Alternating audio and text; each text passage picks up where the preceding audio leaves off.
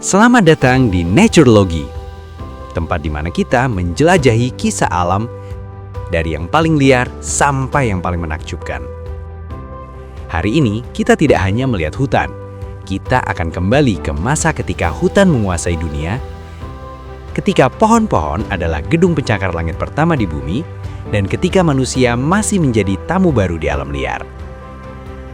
Siapkan imajinasi kamu, karena perjalanan kita dimulai jauh sebelum sejarah ditulis. Inilah kisah hutan Kalimantan Purba. Bayangkan kita mundur sangat jauh ke masa lalu, sebelum ada kota, sebelum ada jalan, bahkan sebelum ada yang kepikiran bikin peta. Di masa itu, Kalimantan sudah diselimuti hutan purba yang luasnya seperti tidak ada ujungnya. Hutan yang begitu besar, kalau kamu masuk tanpa arah, kemungkinan besar yang tersesat bukan cuma badan, tapi juga pikiran. Pepohonan raksasa menjulang puluhan meter ke langit. Beberapa sudah hidup ratusan bahkan ribuan tahun. Kanopinya rapat sekali, sampai cahaya matahari yang masuk ke bawah hanya berupa semburat tipis. Suasananya redup, lembab, dan penuh suara alam. Kalau manusia purba berdiri di sini dan melihat ke atas, mungkin komentarnya sederhana. Wah, gede banget. Bayangkan berdiri di sini, tapi tetanggamu bukan kucing hutan, melainkan hewan-hewan zaman es. Siap? Di Kalimantan Purba, pernah hidup stegodon, gajah purba dengan gading panjang lurus. Ukurannya bisa lebih besar dari gajah modern. Mereka berjalan pelan menyusuri hutan, merobohkan semak, membuka jalur alami. Kalau kamu hidup waktu itu, jalan setapak mungkin bukan dibuat manusia, tapi bekas lewat gajah raksasa. Kebayang nggak ketemu dia pas lagi cari buah sendirian? Apakah kamu juga tahu? Kalimantan dulu terhubung dengan daratan Asia dalam wilayah yang disebut Sundaland. Itu artinya, predator besar seperti harimau purba bisa menjelajah sampai ke sini.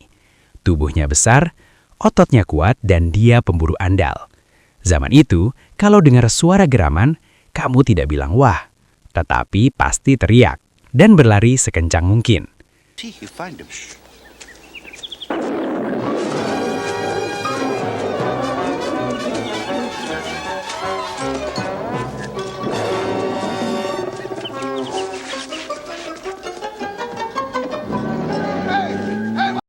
Di ketinggian pohon, nenek moyang orang utan sudah menjalani hidup santai. Bangun, makan buah, pindah pohon, istirahat. Pola hidup yang terlihat damai, dan entah kenapa lebih seimbang dari jadwal manusia modern. Burung-burung purba bersuara keras, seolah tiap cabang pohon adalah ruang rapat penting. Di bawah kanopi, dunia lain berlangsung. Serangga tak pernah berhenti bergerak. Mamalia kecil berlarian di semak. Reptil diam tanpa banyak gaya, tapi semua makhluk lain tahu, dia serius.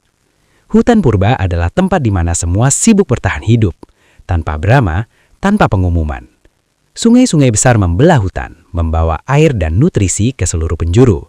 Di tepian sungai inilah hewan-hewan datang minum, tempat nongkrong versi alam liar.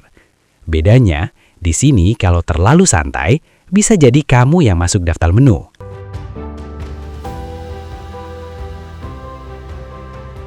Iklim hangat dan hujan yang sering turun membuat hutan Kalimantan tumbuh subur tanpa henti.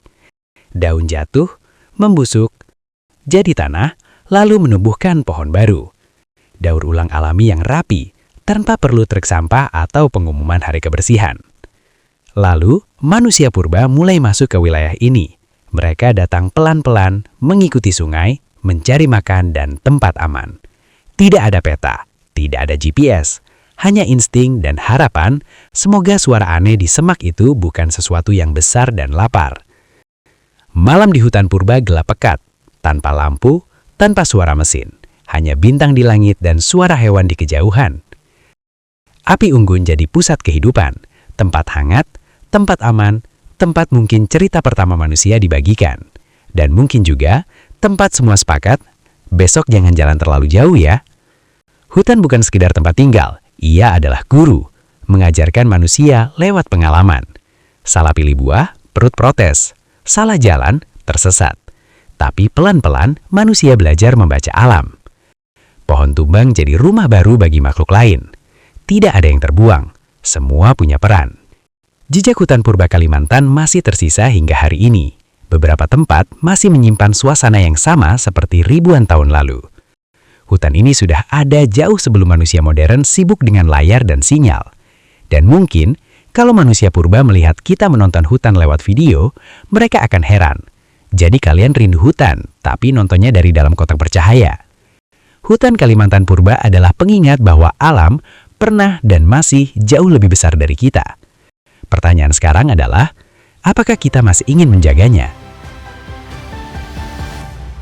Terima kasih sudah menonton video ini.